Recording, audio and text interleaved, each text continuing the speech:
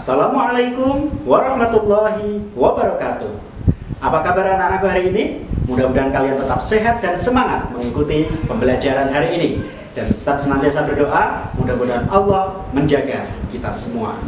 Hari ini kita akan belajar tema 3, peduli terhadap makhluk hidup, untuk muatan pelajaran IPS, pembelajaran kedua, pemanfaatan dan pelestarian sumber daya alam. Nah, sebelum dimulai, silakan bisa kalian siapkan buku bahan belajar daring jilid 3, bisa dibuka halaman 120 sampai 125. Selain itu, kalian bisa juga menyiapkan buku paket tematik serta alat tulis. Baik anak-anakku, sebelum kita memulai pelajaran hari ini, kita buka dulu pembelajaran hari ini dengan bacaan basmalah. Bismillahirrahmanirrahim. Nah, kita akan masuk pada pembahasan pemanfaatan sumber daya alam hayati. Sumber daya alam hayati adalah sumber daya alam yang berasal dari makhluk hidup, meliputi hewan dan tumbuhan. Nah, kemudian bentuk pemanfaatan sumber daya alam hayati. Yang pertama di bidang pertanian. Nah, pertanian biasanya membudidayakan tumbuhan untuk bahan pangan. Sistem pertanian di Indonesia biasanya menggunakan sistem pertanian lahan basah dan lahan kering. Nah, untuk sistem pertanian lahan basah ini misalnya sawah, ya, karena selalu tergenang oleh air. Kemudian untuk lahan kering misalnya ladang atau tegalan. Tanamannya contohnya jagung, ketela pohon, ya, dan sebagainya. Kemudian yang kedua adalah perkebunan. Nah, tanaman perkebunan biasanya dimanfaatkan sebagai bahan baku komoditas perdagangan dan industri. Nah, misalnya yang pertama adalah teh. Nah, ini sebagai campuran minuman, ya. Mungkin kita semua sudah pernah ya merasakan teh, atau bahkan yang senang minum teh, gitu ya. Nah, kemudian tebu. Nah, ini tebu ini dimanfaatkan juga sebagai bahan baku untuk industri gula, ya. Ini untuk tebu.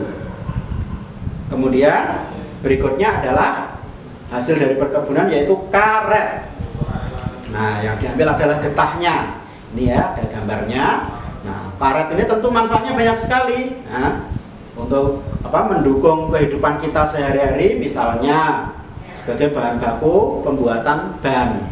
Ini sangat penting sebagai sarana transportasi, ya, mobil atau sepeda motor atau sepeda itu tentu membutuhkan ban untuk sebagai bagian yang sangat penting digunakan di dalam alat transportasi tersebut. Kemudian yang berikutnya adalah kelapa sawit. Nah, kelapa sawit, nah ini gambarnya ya. Kelapa sawit ini dimanfaatkan sebagai bahan baku untuk pembuatan minyak goreng, kemudian alat kosmetik dan lain sebagainya. Nah, selanjutnya kita akan bahas tentang kehutanan. Nah, kehutanan merupakan kegiatan mengelola, memanfaatkan, dan melestarikan hutan untuk kepentingan masyarakat. Nah, contoh dari beberapa hasil hutan yang Ustaz tampilkan di sini, yang pertama adalah kayu. Nah, tentu kayu ini manfaatnya banyak sekali ya, sebagai bahan pembuatan mebel, meja, kursi, almari, ya. Kemudian untuk membangun rumah dan lain sebagainya. Banyak sekali manfaat kayu ini. Dan yang kedua adalah getah damar. Nah, getah damar. Jadi pohon damar itu akan mengeluarkan getah.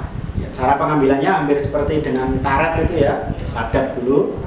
Nah, jadi getah damar ini salah satunya adalah dimanfaatkan sebagai bahan baku pembuatan cat. Ya. Kemudian ada juga madu. Nah, ini yang madu liar ini di hutan. Ini juga manfaatnya besar sekali untuk kesehatan maupun untuk campuran-campuran produk makanan dan minuman. Kemudian ada kina. Nah, kina ini juga manfaatnya banyak sekali. Nah, manfaat yang paling utama adalah apa? Sebagai bahan baku pembuatan obat malaria, ya, sakit malaria. Nah, berikutnya adalah bidang peternakan. Nah, bidang peternakan itu dibagi menjadi 3. Yang pertama adalah peternakan hewan besar. Misalnya peternakan kerbau, sapi, dan kuda. Kemudian ada peternakan hewan kecil. Misalnya peternakan kambing dan domba. Sedangkan yang ketiga adalah peternakan hewan unggas, ya. Contohnya ayam, burung, dan itik. Nah, selanjutnya adalah bidang perikanan. Nah, untuk perikanan ini, ya, perikanan ini dibedakan menjadi 2, yaitu perikanan budidaya. Ini biasanya dibuat kolam ikan, kemudian ada keramba, empang, dan tambak, ya. Kemudian yang kedua adalah perikanan tangkap. Jadi menangkap langsung dari alam, bisa dari sungai, ya, dari laut dan sebagainya. Itu perikanan tangkap. Nah, kemudian kita akan masuk pada pemanfaatan dan pelestarian sumber daya alam. Ya, yang pertama adalah terasering atau sengketan pada lahan pertanian. Kemudian yang kedua,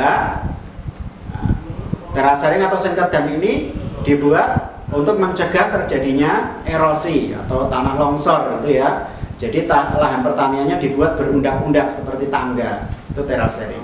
Kemudian yang kedua, tebang pilih tanaman atau TPT. Jadi memilih pohon yang sudah berusia tua dan ukurannya juga besar sehingga kualitasnya bagus untuk dimanfaatkan sebagai bahan mebel maupun membangun rumah dan lain sebagainya. Kemudian yang ketiga, juga bisa dilakukan dengan reboisasi atau penanaman hutan kembali. Jadi hutan yang sudah ditebang itu mestinya ditanami kembali dengan tanaman atau pohon-pohon yang baru supaya tetap lestari. Kemudian yang berikutnya adalah menangkap ikan yang ramah lingkungan, ya. Jadi tidak menggunakan bahan peledak, tidak menggunakan racun, tidak menggunakan setrum listrik ataupun jaring pukat harimau.